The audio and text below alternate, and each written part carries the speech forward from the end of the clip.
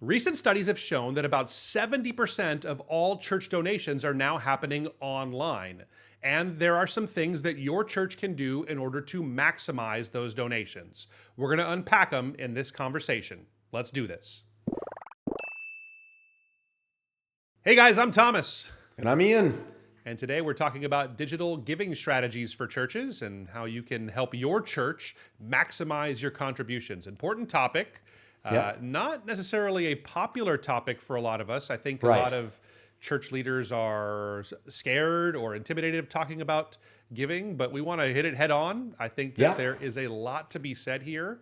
Some of this is going to be kind of like it's a theological question. Some of the stuff we might dive into a little bit here, whether or not it's something that is warranted or allowed in Scripture. Maybe you'll have some different opinions on some of this stuff from us, but we want to talk about what's working for churches and when it comes to the area of digital giving, and I think it should be a good conversation for us today.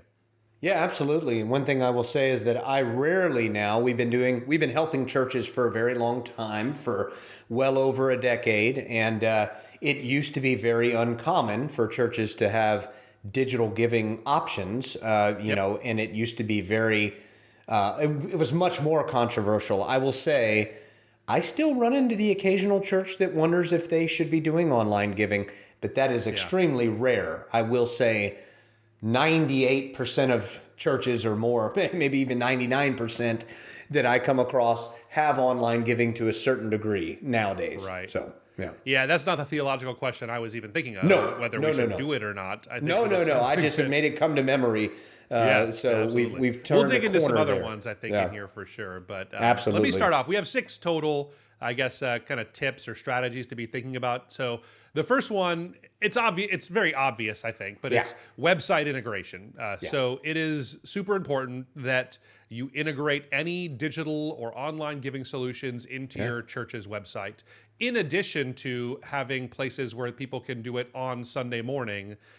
Because I know for me, when I set up my giving, I'm someone who gives almost exclusively online. Same here. Digital. So I don't remember giving like cash or a check into our church offering buckets in years. Everything is digital for me.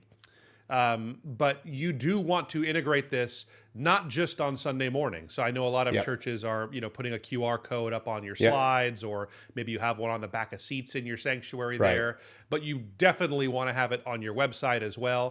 We always emphasize that we don't want it to be the primary focus of your website. So you don't want about us and ministries and get connected, and then a big button that says give now or something as your main thing on the site.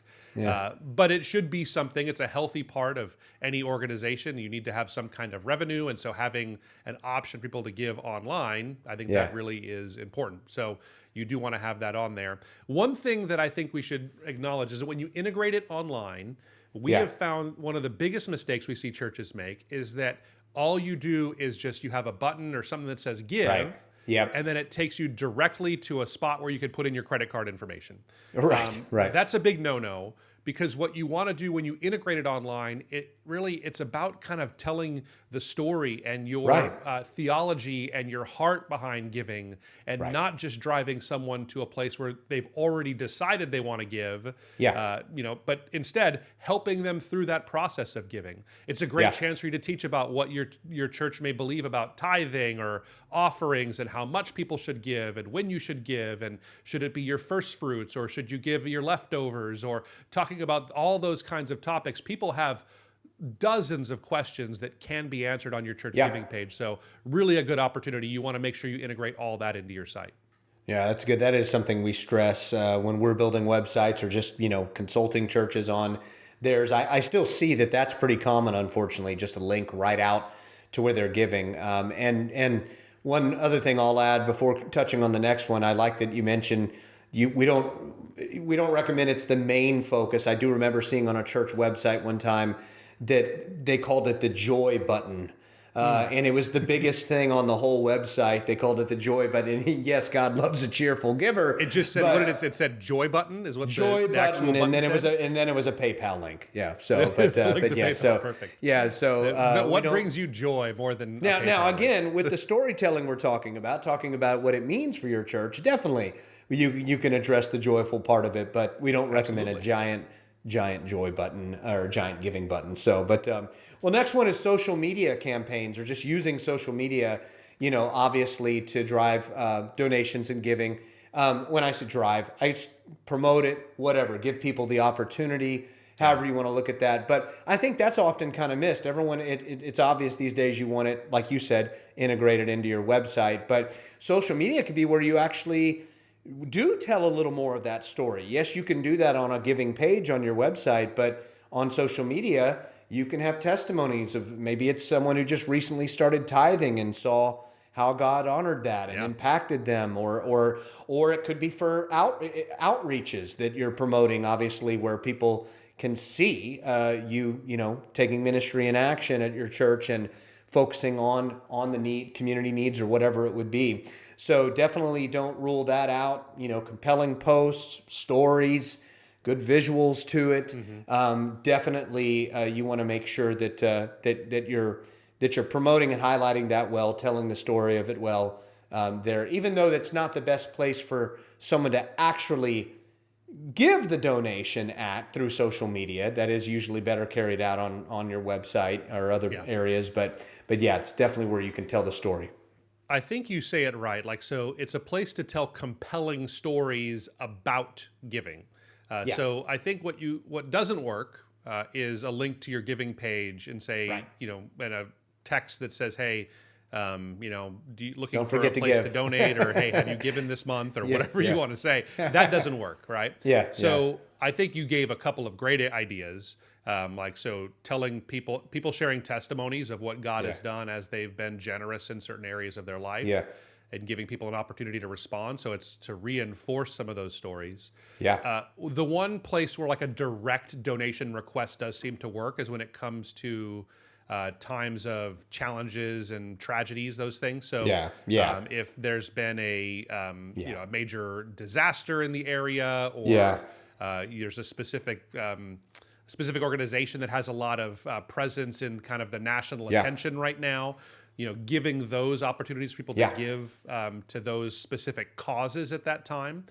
Here in Hawaii, we had the Maui wildfires that happened about 6 months ago here, where 100 people lost their lives and thousands of homes were destroyed. And it was, really a major story here for us. And because we're such a small state, like it just felt really close to home. And so that was a thing that we did consistently at our church, is we had some social media posts and we talked about it in church, but we talked about the impact that giving to our church and our fund for helping Maui, the impact that would kind of make there. We told stories around it, and that's something that can be successful. But I would advise against just kind of general, have you tithed yet kind of social media posts. Probably not the best way. Tell stories. That's what social media is for. That's good. Use pictures, use videos, do those kinds of things. Next one, and this is where we get into a little bit of controversy, I'd say, is the strategy of donor recognition. This is tried and true in the secular world of nonprofits, that donor recognition is a proven tactic. I'm not here to argue that it doesn't work, because it does work. People, when they are recognized, they do tend to give more. And when we have those kinds of things, when nonprofits recognize their biggest givers, that is a net positive for their bottom line in most cases. That being said, we operate by a different standard within the church. And I think that there's a case to be made for whether this is right or wrong. I know some churches that do some of that. They will, there's churches, I've been to churches before where when they're in a building project, they would have people give money to get chairs into the building or pews into the building, and you'll see pews that are marked, and it has the person that donated the money for that pew right there in the church there. So I don't recommend that. I think having your name on the building probably doesn't belong in most churches. And I've seen other churches that do that do like generosity teams. Like, so there's the people that are big givers that they have special celebrations for people that are regular large donors to the church. And part of that rubs me the wrong way. I'm not a huge fan of those kinds of things in some ways. But at the same time, I can't argue with the effectiveness of that. It does seem to actually make an impact. And when people are recognized and you're able to speak directly to some of your largest givers and recognize them, it does tend to produce results. So this would be a good chance. You probably have some things to add, but I'd love to hear in the comments down below what you think about that. Should churches have generosity teams, and should they recognize their largest donors? That'd be a good conversation. I'd love to hear kind of what the Reach Right family, what you guys think about those kinds of things there. So I don't know. What are your thoughts, Ian? No, you covered a lot there, Thomas. Not too much more. My church did something similar, and it was interesting when it happened because it was the first time for me. I do tithe and give regularly to my church, as we hope everyone would. But at the same time, I was invited to a special dinner at the church that was put on. My wife and I were both invited, and it was when we were going into a building campaign, and it was more of an appreciation, I think, for being generous consistently, and the dinner was provided. It was nice. It was socializing with other leaders in the church and everything, but we were kind of like the first to be made aware of the building campaign and to pray about what we would give and pledge to it. So it didn't necessarily rub me the wrong way, but it was interesting. I was kind of like, okay. Yeah. I kind of didn't know what to think about it, but at the same time, anyway, it was a personal experience that I went through with that. So one thing I'll mention too, so just we did a whole video, not a podcast episode, but I did a video about whether or not pastors should even know how much individual members of the church give. That's always been one of my philosophies is I never knew the individual donation amounts of individual people within our church, just because I didn't want that information as a church leader. I didn't want to be beholden to anybody with those things. Yeah. So if you want to check that out, I'll put it up a link in the description. If you're listening, you'll see it there. If you're watching on YouTube, you'll see it up in the cards here and in the description as well. But we talk kind of a deep dive on whether or not pastors should know how much individual members are giving. So we can leave it at that. Yeah, that's good. Next one is transparent reporting. This one probably not so controversial here. We believe every church should be transparent about what donations are going towards. And now one of the things I'll just say also from personal experience, I, like you, Thomas, have tithed and have given on a line for years now.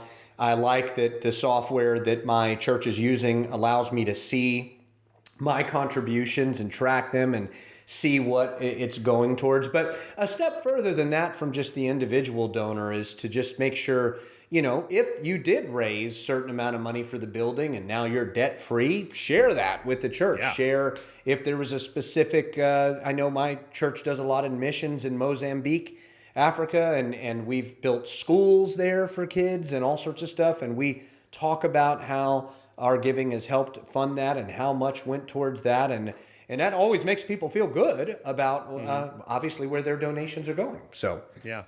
So I'm a numbers and stats guy. I mean, we operate on that. You look at Reach Right's, we have dashboards here where we track just about everything. And so you drive me crazy with them, but yes. Big fan of transparent reporting on things as an organization here. And I think that churches can really use this because you have a certain subset of your church. Certain people in your church are like me, where we're number nerds and we love to see, how much did we bring in? And, what's the trajectory and where are we spending it on and that kind of stuff. So I think this is only a net positive as long as you're doing things righteously. It's a net positive. And I think it gives people a different level of confidence when they can take a look at, what do the actual books look like and just putting this stuff out there for people. You don't have to get into every detail. There's certain, obviously I mentioned before, like knowing individual donations amount, that's a no-no.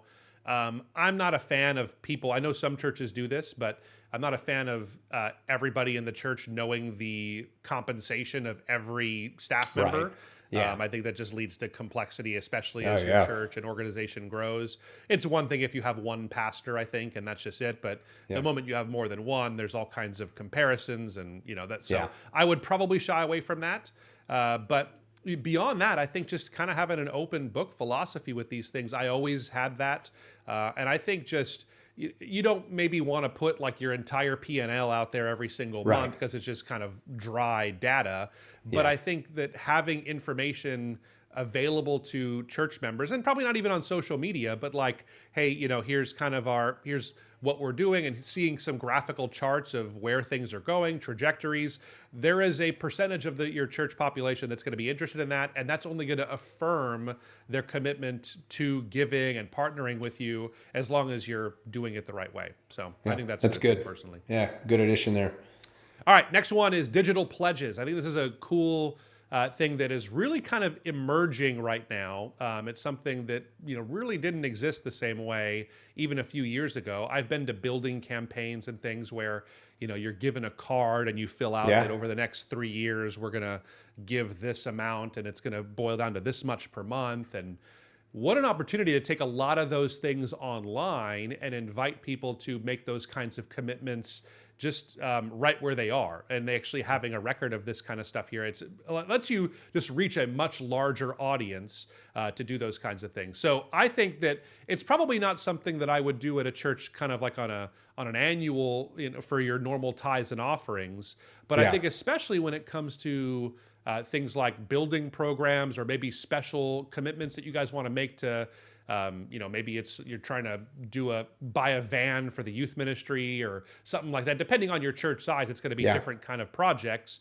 But I think this is a really great way to help people kind of get involved and measure, and maybe even start to take some steps that you may have to take. Like if you're building a new building, and you need to raise $5 million to build said building, well, you probably want to know how much people are committed to giving before you start stepping out on architecture and site work and that kind of stuff that has to happen there. So getting this stuff early and kind of some commitments towards that, it's not the same as actually having cash in hand, but having commitments is something that you can actually do. I don't really know a lot of churches that follow up on said commitments, because that'd be a tough phone call to make, to say that, hey, you said you were going to do this and you haven't, so what's going on? But I think a commitment is only as good as its accountability in most cases. But I think just the fact of having something like that and having people decide, I am going to do this and commit to it, there's just a certain weight that comes with that, I think, that is valuable for most churches. I do know of a church that when they had a pledge campaign for building, for a new building, and when someone committed to pledge a certain amount, if they did not follow through with that, they sent out statements. I was made aware of statements where, hey, here's your balance here's where basically you didn't follow through, and if you want to finish, you'd be good at those phone calls, I think, though, Ian. You'd be good at making those calls to people. Hey, I couldn't help but notice that you're $7,000 short this year. I think I'd like to stick to the calls we help churches with here at REACHRIGHT. So, but there you go. So, last and not least and this one's interesting, is personalized messaging. And I kind of didn't know what to think about this one when I haven't given much thought to it until we addressed it for our podcast. But this could be where you're crafting like particular messages for members that have certain ministry and interests. So let's just say it's someone who really cares deeply about your youth ministry, and there's a big event or something coming up, a ministry initiative for your youth department that you want to, possibly engage a donor with. This might be where, Tom, who loves your youth ministry wholeheartedly, is made aware of that. It could be, like past ministry involvement. If someone served in the outreach, that's good. They would be, they would care obviously about this cause. So I don't think when I said I didn't know what to think about, I don't think it's controversial. I think maybe being careful with it and not obnoxious and hitting up everyone for, based on everything they've ever did at your church to give to all sorts of things. But nothing wrong with if someone has given their time or talents to a certain area of ministry, letting them know about upcoming opportunities for them to give financially towards. So, I think people think, when you think of personalized messaging with giving, I think it kind of, people are worried it goes hand in hand with kind of recognizing donors and saying, hey, Joe, I noticed you gave $5,000 last month and I'd like to ask you to do it again, that kind of a thing. And I'm not necessarily going there with that. And I like what you're saying. It's just that like really what we would call this is segmenting, is when it comes to, email marketing, which we talk a lot about. We've done several episodes on email marketing, segmenting your list and making sure that it's personalized, not based on amount given or past generosity, but based on interest, on where they are in life and life place. So, it makes sense if your youth group is saving up money to get a new van to take kids to camp, that you do a lot of personalized messaging to the parents of kids that have kids in youth ministry, or kids that are coming into youth ministry, or those kinds of parents, as opposed to just broadly putting the stuff out there to everybody within your church. So nothing wrong with that, but I think just the more segmented and focused you can be on any kind of a campaign, especially when it comes to giving campaigns, I think that really goes a long way. So personalizing is just a overall philosophy that I think that is really important right now. We're getting into this time where everything can be tailored and personalized, and people within your church are becoming more accustomed to things being personalized for them in every other area of their lives.